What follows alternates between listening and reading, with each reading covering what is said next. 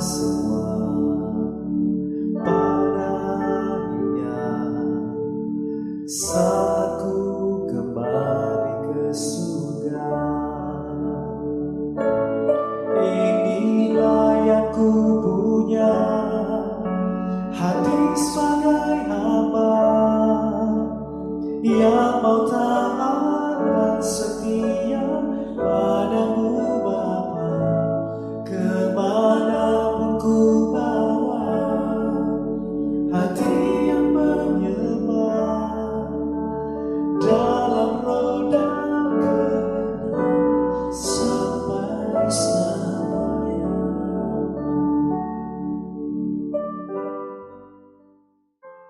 Shalom Bapak Ibu Saudara, saya percaya kita hari ini diberkati oleh Tuhan. Mari persiapkan hatimu, persiapkan hidupmu untuk datang di hadapan Tuhan hari ini. Saya percaya bahwa dimanapun kita berada, Tuhan Allah yang sanggup memberi yang terbaik bagi kita. Sebelum kita mulai ibadah kita, mari kita bersatu di dalam doa.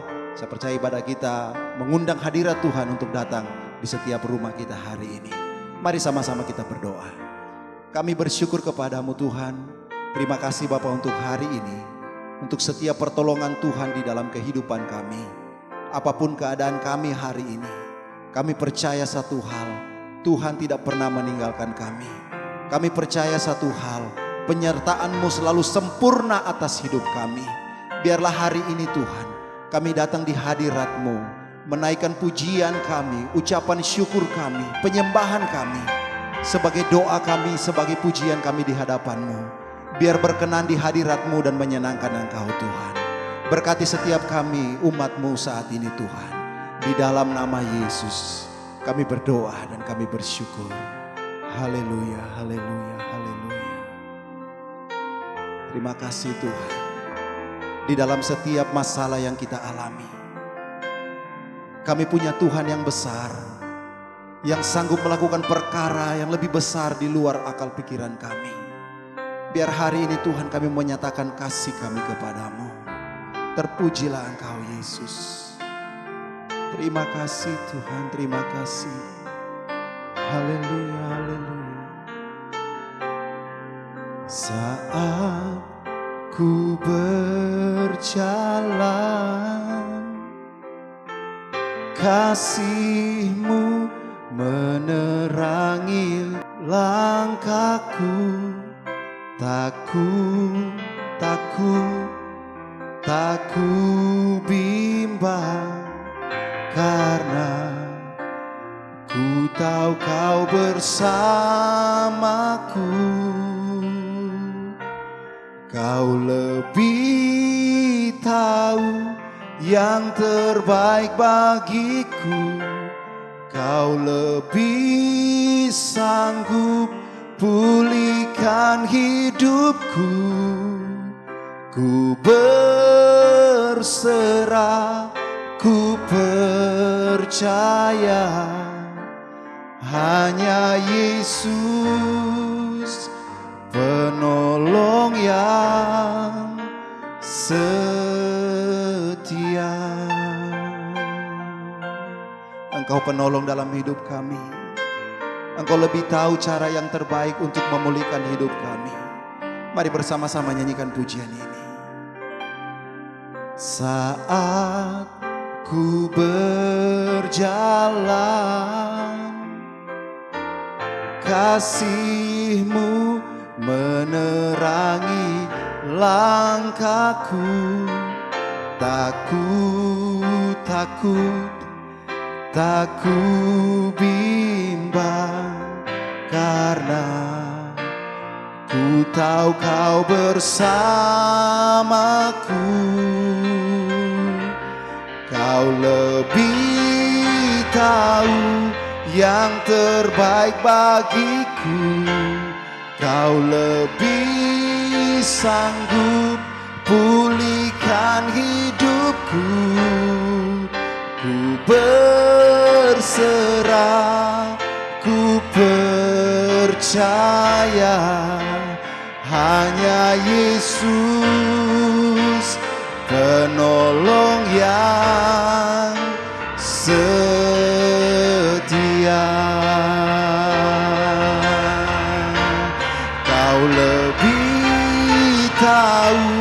yang terbaik bagiku. Kau lebih sanggup pulihkan hidupku. Ku berserah, ku percaya hanya Yesus penolong yang setia. Mari kita angkat tangan di hadapan Tuhan, kita katakan, Kau lebih tahu yang terbaik bagiku. Kau lebih sanggup pulihkan hidupku. Ku berserah, ku percaya hanya Yesus penolong yang setia. Sekali lagi katakan di hadapan Tuhan, Kau lebih tahu yang terbaik bagiku. Kau lebih sanggup pulihkan hidupku. Ku berserah, ku percaya hanya Yesus penolong yang setia.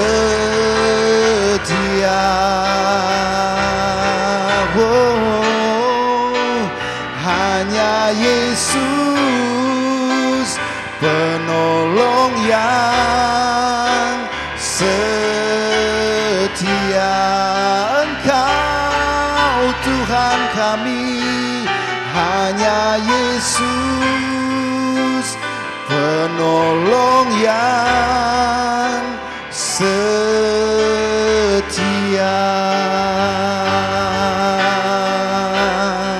Mari kita sembah Dia, saudara.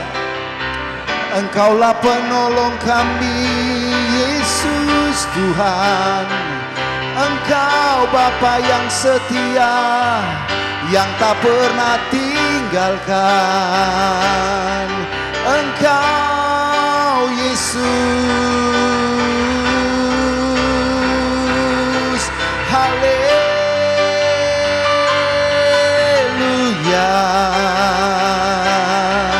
Dia Allah yang menyertai hidup kita. Dia Tuhan yang tidak pernah tinggalkan kita sedetik pun. Pengharapan hanya datang dari Tuhan. Mari angkat syukurmu, bawa pujianmu, sembah Tuhan. Haleluya, haleluya. Yesus Tuhan, Yesus kami sembah. Engkau Allah yang kami percayai dalam hidup kami.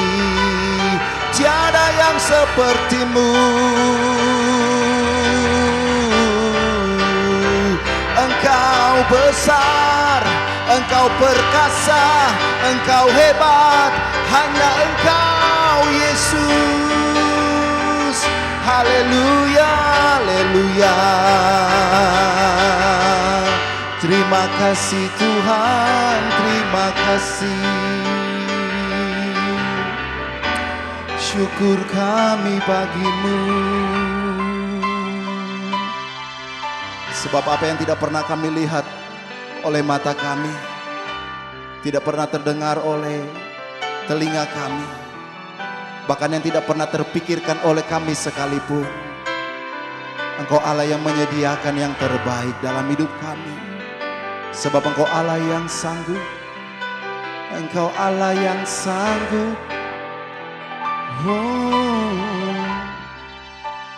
Dia sanggup, Yesus sanggup melakukan perkara yang besar. Dia sanggup, Yesus sanggup memulihkan yang terluka, menyembuhkan yang menderita. Dia sanggup memulihkan hidupmu. Sama-sama angkat tangan, katakan, Dia sanggup, Yesus sanggup melakukan perkara yang besar. Dia sanggup, Yesus sanggup memulihkan yang terluka, menyembuhkan yang menderita. Dia sanggup memulihkan hidupku. Sekali lagi, oh, Dia sanggup, Yesus sanggup, amin, melakukan perkara yang ajaib. Dia sanggup, Yesus sanggup memulihkan yang terluka, menyembuhkan yang menderita. Dia sanggup memulihkan hidupku. Yesus sanggup memulihkan hidupku. Katakan, Yesus sanggup, Yesus sanggup memulihkan hidupku. Kita beri tepuk tangan buat Tuhan kita. Haleluya. Ucapkan syukur, katakan terima kasih Tuhan, terima kasih Yesus, terima kasih Tuhan, syukur bagimu. Kami bersyukur kepada Tuhan yang besar. Engkau Bapa yang sanggup memulihkan kami, Engkau Bapa yang sanggup menyembuhkan kami, Engkau Bapa yang sanggup melakukan perkara yang ajaib dan besar di dalam hidup kami. Terima kasih Bapa yang baik. Terpujilah Engkau Tuhan Yesus. Dalam nama Tuhan kami bersyukur dan berterima kasih. Haleluya, haleluya. Amin. Bagaimana kabar semua jemaat Tuhan? Saya berdoa supaya kita semua dalam keadaan baik, sehat-sehat selalu, dan diberkati oleh Tuhan. Puji Tuhan. Nah, saya ingin bilang begini saudara, ada banyak orang yang mengeluh ketika ada masalah datang. Tapi saya pikir itu hal yang manusiawi. Ketika kadang ada pengeluhan, kadang ada sesuatu yang mungkin yang kita rasakan, yang tidak mengenakan, manusiawi lah. Karena ketika masalah datang itu pasti akan menguras pikiran kita, waktu kita, tenaga kita, termasuk keuangan kita. Jadi saya pikir itu hal yang manusiawi. Tapi kalau kita mau merenungkan saudara, memang selama kita hidup masalah akan selalu ada. Selama kita hidup, masalah itu akan selalu ada. Pergumulan, persoalan, tantangan, penderitaan akan selalu ada. Karena itu sudah menjadi bagian dalam kehidupan kita. Saudara mau rohani, tidak rohani, saudara mau melayani atau jemaat biasa, tetap kita akan mengalami hal-hal yang seperti ini. Kalau sudah lihat ada bayi yang baru dilahirkan, ketika dia lahir maka ditandai oleh tangisan. Itu berarti ketika dia lahir dia tahu bahwa di dunia ini akan diwarnai oleh air mata. Nah, kita tidak pernah lepas dari yang namanya masalah. Kita tidak pernah lepas dari yang namanya pergumulan. Masalah itu akan selalu datang tanpa kita undang. Betul saudara? Tanpa kita undang, dia akan selalu datang. Makanya jangan cari masalah. Karena saudara tidak cari, dia datang dengan sendirinya. Kadang kita baru bangun tidur, sudah ada masalah. Kita baru buka pintu, sudah ada masalah. Bahkan kadang kita tidur dengan membawa masalah. Kitab Mazmur bilang begini saudara, hanya orang-orang yang mati yang terbebas dari persoalan. Saya berbicara di antara orang-orang yang hidup. Itu berarti masalah, pergumulan, tantangan, penderitaan itu sudah menjadi bagian kehidupan kita. Tidak akan dipisahkan lagi. Nah, persoalan yang kita alami itu tidak terbatas hanya pada orang-orang yang miskin saja, hanya kepada orang yang lemah saja, hanya kepada orang-orang yang tidak berdaya. Kadang kita pikir, oh masalah itu akan dialami oleh orang-orang yang seperti itu. Tapi saya mau bilang buat saudara, persoalan, masalah itu mencakup semua. Mau dia miskin, kaya, tua, muda, punya kedudukan atau tidak, semua akan mengalami yang namanya pergumulan ini. Bahkan kalau kita mau lihat di masa pandemi seperti ini, maka kita tidak bisa lagi membedakan mana orang kaya dan mana orang susah. Kenapa? Karena orang yang kaya mengeluh, sama-sama mengeluh susah. Orang-orang yang kita lihat pada awalnya, aduh dia orang yang kaya, dia orang yang punya uang, dia punya aset yang banyak. Ternyata sama juga gitu, sama-sama mengeluh, alami kesusahan. Jadi persoalan tidak memilih-milih orang, ya. Dia tidak memilih-milih tempat, termasuk di gereja juga kena dampaknya. Ya. Sekarang tidak ada lagi orang yang bisa sombong-sombong, oh saya punya jemaat banyak, wah mulai sombong saya punya jemaat ribuan, nggak ada. Ya, mau dia jemaat banyak, mau dia sedikit, jemaat sedikit, tetap alami masalah yang sama. Ya. Dan justru yang alami masalah lebih besar, mereka yang punya jemaat banyak. Jadi masalah yang datang tidak memilih-milih orang, tidak memilih-milih tempat. Tapi di masa yang seperti ini justru kita belajar untuk jadi lebih rendah hati. Amin. Di masa seperti ini kita harus belajar untuk jadi lebih rendah hati. Tuhan kadang mungkin dia memakai situasi pandemi ini untuk memproses kehidupan kita. Memproses hati kita. Dulu mungkin kita merasa bahwa oh kita bisa kok. Tanpa Tuhan kita bisa. Tetapi sekarang kita tahu bahwa tanpa Tuhan kita nggak bisa buat apa-apa. Saudara, ada begitu banyak orang yang tidak siap ketika masalah datang.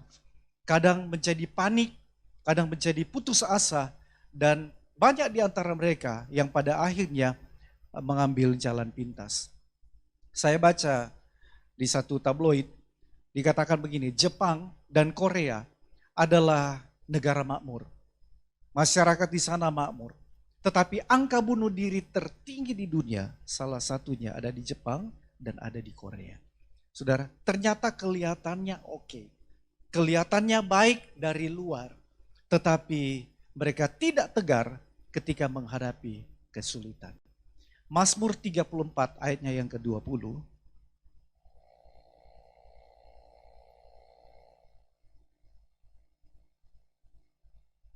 Mazmur 34 ayat yang ke-20 katakan begini, baca sama-sama 23. Kemalangan orang benar banyak, tetapi Tuhan melepaskan dia dari semuanya itu.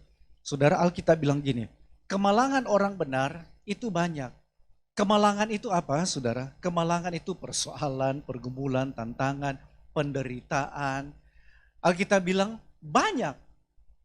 Kemalangan orang benar banyak. Orang benar itu siapa? Orang yang gereja-gerejaan, orang yang ibadah, orang yang melayani Tuhan, memberi persembahan.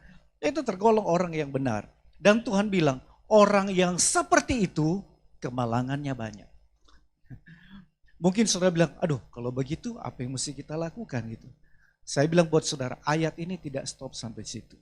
Tetapi Alkitab bilang, tetapi Tuhan akan melepaskan kita dari semuanya itu. Kemalangan, kesukaran, penderitaan, tantangan yang dialami oleh orang benar, yang dialami oleh anak-anak Tuhan memang banyak. Tetapi Tuhan pasti akan meluputkan kita dari semuanya itu. Amin.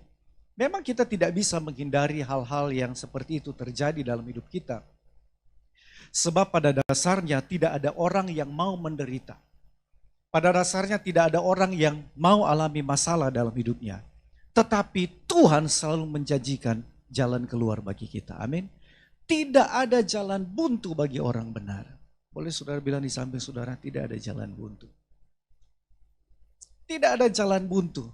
Saya sering bilang begini, kalau jalan di depan sudah tertutup, di belakang tertutup, kiri kanan tertutup, Tuhan sanggup buka jalan yang ada di atas. Sebab kita punya Tuhan, tidak terbatas dengan kuasanya. Lebih meriah bagi Tuhan kita, haleluya. Kita punya Tuhan yang luar biasa. Di dalam 1 Raja-Raja 17 ayatnya yang pertama, itu dikatakan begini. Lalu berkatalah Elia orang Tisbe dari Tisbe Gilead kepada Ahab, demi Tuhan yang hidup Allah Israel yang kulayani, sesungguhnya tidak akan ada embun atau hujan pada tahun-tahun ini kecuali kalau kukatakan. Dan seterusnya. Di situ diceritakan bagaimana terjadi kelaparan, terjadi kekeringan di seluruh negeri. Ya, perhatikan di seluruh negeri, termasuk tempat di mana Elia tinggal. Jadi tempat di mana Elia tinggal mengalami dampaknya. Saudara, sekalipun dia orang yang hebat, sekalipun Elia orang yang berohani banget, sekalipun Elia pernah melakukan hal yang spektakuler, dia membunuh 450 Nabi Baal plus 400 dewa-dewa Asyera, semua 850 orang dibantai habis sama Elia. Dia orang yang hebat, dia punya kuasa besar, tetapi dia pun merasakan dampak dari kelaparan itu. Dia pun merasakan dampak daripada kekeringan itu. Dan untuk itu dia harus menyingkir, pergi ke tepi sungai Kerit. Supaya apa? Supaya dia bisa selamat. Ya. Jangan saudara pikir, hanya orang-orang yang tidak sungguh-sungguh aja dengan Tuhan yang alami dampak. Saya kan orang gereja-gerejaan. Saudara, Elia punya pengurapan hebat. Asito dia mengalami masalah yang seperti itu. Sadrah, Mesak, Abednego, mereka adalah orang-orang yang punya iman yang kuat. Mereka adalah orang-orang yang punya keintiman yang sangat dekat dengan Tuhan. Bayangkan ada perintah untuk semua harus menyembah dewa, tapi mereka tetap berdiri. Mereka tidak mau menyembah. Mereka punya iman yang kuat. Asito mereka alami masalah besar dalam hidup mereka. Masalah apa yang mereka hadapi? Dihukum mati. Dibuang ke dapur api. Apa saudara pikir itu masalah biasa-biasa? Saya bilang buat saudara, apa yang kurang sama mereka? Mereka punya kerohanian yang hebat. Tokoh-tokoh di dalam Alkitab, sekaliber Abraham, Musa, Daud, Daniel, Paulus, dan masih banyak lagi. Mereka orang-orang yang hebat. Kurang rohani apa mereka? Ya, kurang intim apa mereka dengan Tuhan? Ada banyak mujizat yang mereka kerjakan. Mereka hidup sangat dekat dengan Tuhan. Tapi Alkitab tidak mencatat bahwa mereka terbebas dari pergumulan. Mereka pun tetap alami yang namanya pergumulan. Justru mereka alami pergumulan yang jauh lebih besar dari yang kita alami. Jadi jangan bilang, Tuhan saya sudah lakukan ini dan itu, kenapa saya masih alami ini? Kenapa alami ini dia? Dibanding kita dengan Abraham, dengan Musa, dengan Daniel, ujung kuku. Ya. Mereka itu orang-orang hebat semua. Asito mereka melewati yang namanya lembah air mata. Mereka alami yang namanya kekeringan. Mereka alami yang namanya kelaparan. Tapi saudara lihat, sekalipun mereka alami situasi yang seperti itu, tapi pada akhirnya mereka ditolong sama Tuhan. Dan ini yang saya mau bilang buat saudara, kalau mereka ditolong Tuhan, kita pun pasti ditolong Tuhan dan pasti akan terima mujizat Tuhan. Yang percaya boleh kasih tepuk tangan buat Tuhan yang baik. Haleluya. Percaya kalau mereka aja ditolong, saya pasti ditolong Tuhan. Mereka alami mujizat, saya pasti alami mujizat Tuhan.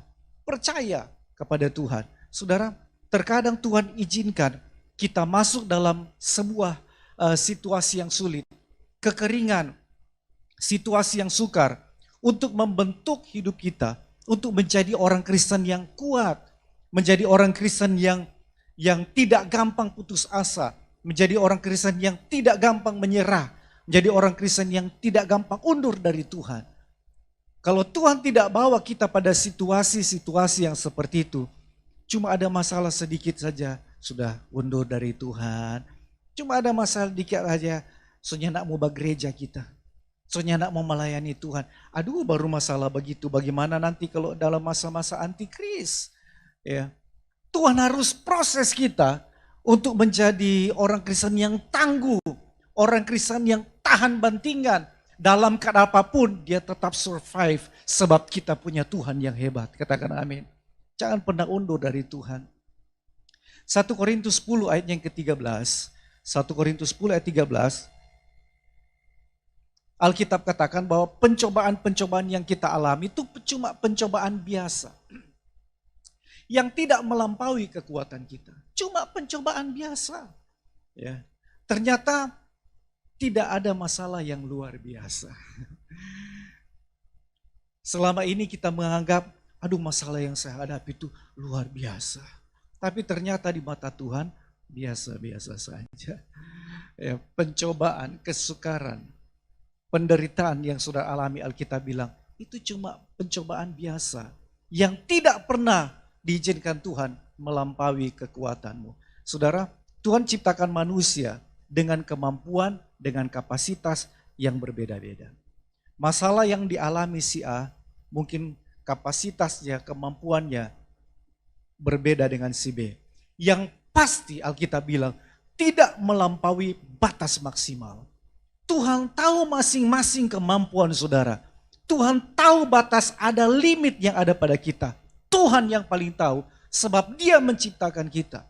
Yang pasti kalau Tuhan izinkan, tidak melampaui kekuatanmu.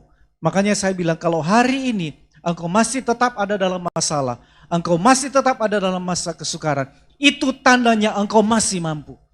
Kalau hari ini saudara bilang, Tuhan terlalu berat hidup ini, engkau masih tetap ada dalam pergumulan, itu tandanya engkau masih mampu. Saatnya kalau saudara tidak mampu, Tuhan bilang, berdiam diri engkau, aku yang berperang untuk kamu. Kalau saatnya kita sudah tidak sanggup, Tuhan sendiri akan mengkat itu.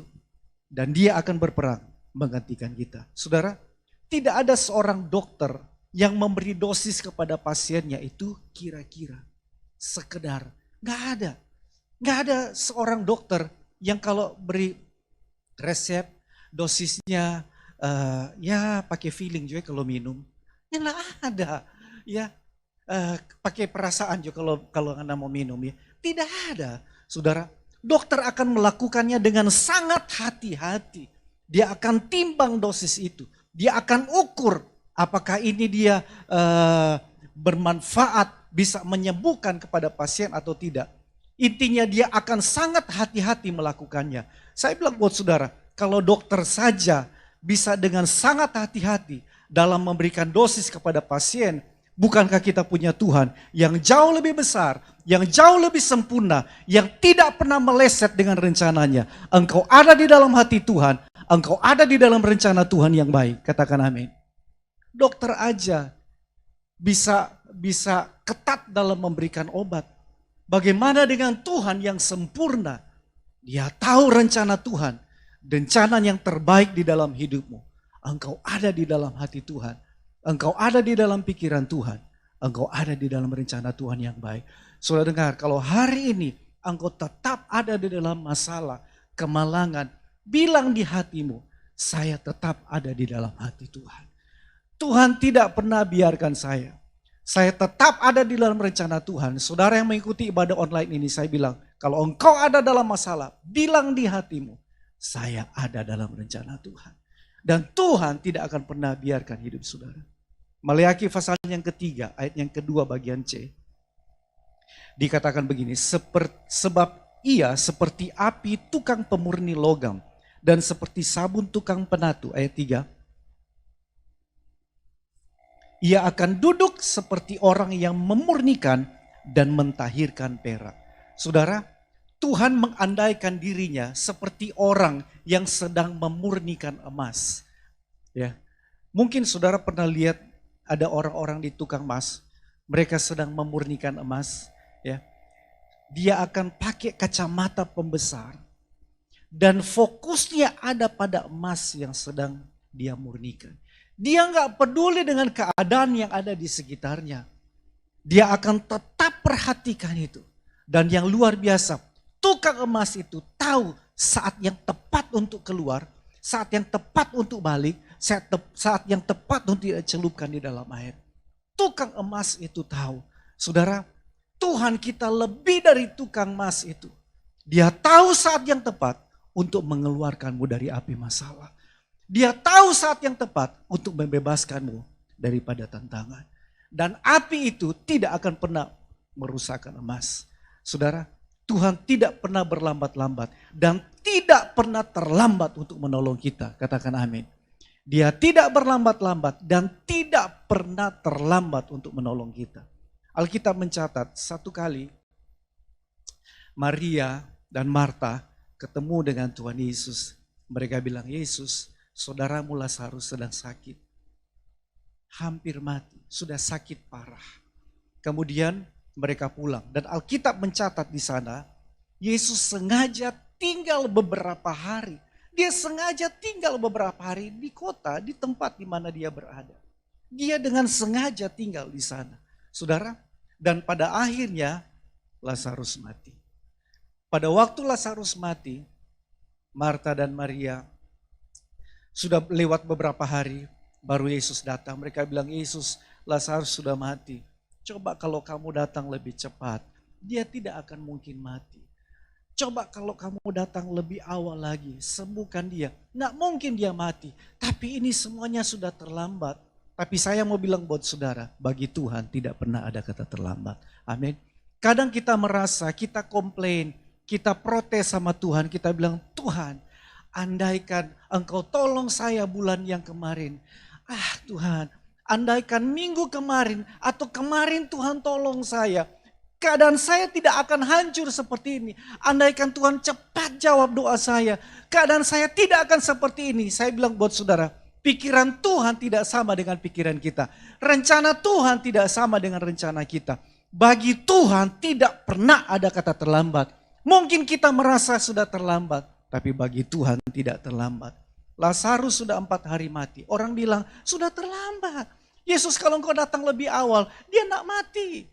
Ya, sudah terlambat, sudah 4 hari. Ilmu kedokteran bilang sudah mau busuk. Tapi saya bilang buat saudara, bahwa 4 hari mati tidak menahan kuasanya. Lazarus pada akhirnya bisa bangkit. Luar biasa enggak? Ya. Kadang kita mungkin berkata seperti tadi, kita merasa semuanya sudah terlambat. Tapi bagi Tuhan tidak ada perkara yang mustahil. Jangan pernah mengasihani diri kita terlalu berlebihan.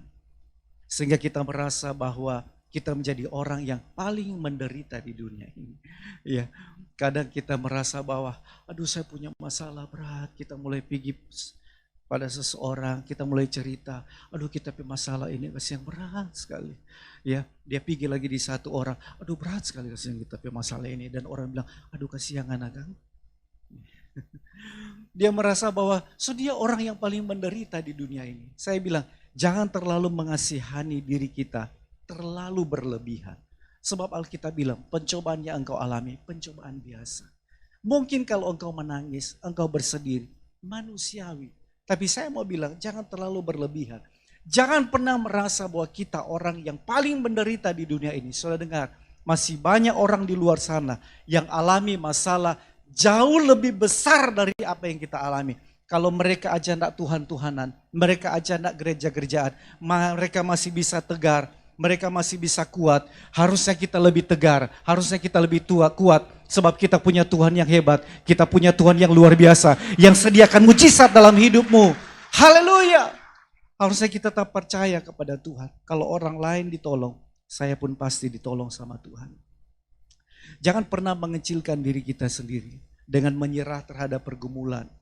Ada kuasa di dalam diri kita yang akan membuat kita kuat dalam menghadapi masalah. Sendiri memang kita gagal, tetapi bersama dengan Tuhan kita pasti meraih kemenangan. Bersama dengan Tuhan kita pasti meraih keberhasilan. Tetap kuat di dalam Tuhan, amin. Sekalipun ada masa-masa sukar, sekalipun ada kesulitan, tetap kuat di dalam Tuhan. Ingat saudara, engkau ada di hati Tuhan. Engkau ada dalam pikiran Tuhan. Engkau ada dalam rencana Tuhan yang baik.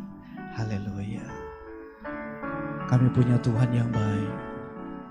Hamba tidak tahu apa yang umatmu alami. Tapi satu hal yang kami tahu Tuhan, Engkau tidak pernah biarkan kami. Apa yang kau alami kini mungkin tak dapat engkau mengerti, Satu hal tanamkan di hati, indah semua yang Tuhan beri. Tuhanmu tak akan memberi ular beracun pada yang minta roti. Cobaan yang engkau alami tak melebihi kekuatanmu. Tangan Tuhan sedang merendah suatu karya yang agung mulia. Saatnya kan tiba nanti, kau lihat pelangi kasih-Nya.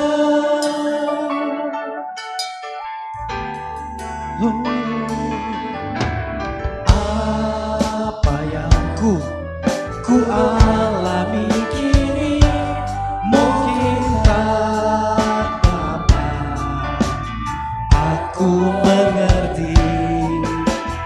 Satu hal tanamkan di hati, indah semua yang Tuhan beri. Katakan Tuhanku, Tuhanku tak akan memberi ular beracun pada yang minta roti. Cob yang aku alami tak melebihi kekuatan-Mu. Mari berdiri, katakan tangan Tuhan. Tangan Tuhan sedang merendah suatu karya yang agung mulia. Saatnya kan tiba nanti, kulihat pelangi kasih-Nya. Tangan Tuhan, yes, sedang merendah suatu karya yang agung mulia. Saatnya kan tiba nanti, kulihat pelangi kasih-Nya. Biar cepat saja katakan, tangan Tuhan, Dia sedang mengerjakan yang terbaik.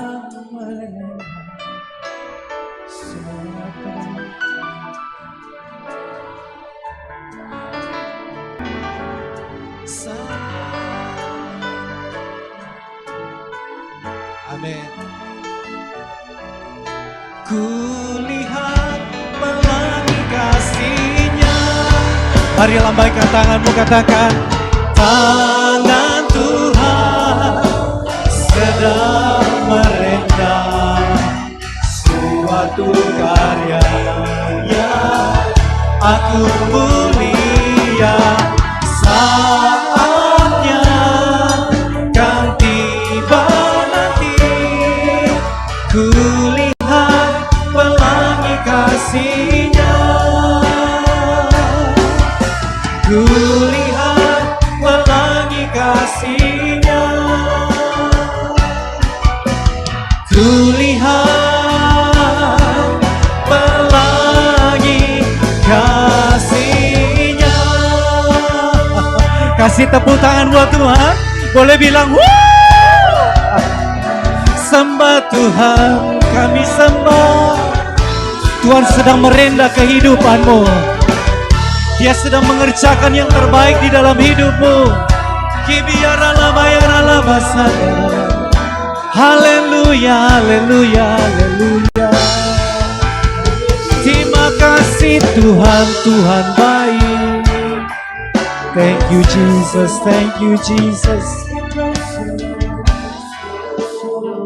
Mungkin kami belum mengerti apa yang menjadi rencana-Mu. Kami belum memahaminya. Tetapi satu saat mata kami akan melihat bahwa apa yang Tuhan kerjakan buat kami mendatangkan kebaikan buat kami. Mereka sedang mengikuti ibadah online ini. Dijamah Tuhan, dipulihkan Tuhan, diberkati Tuhan.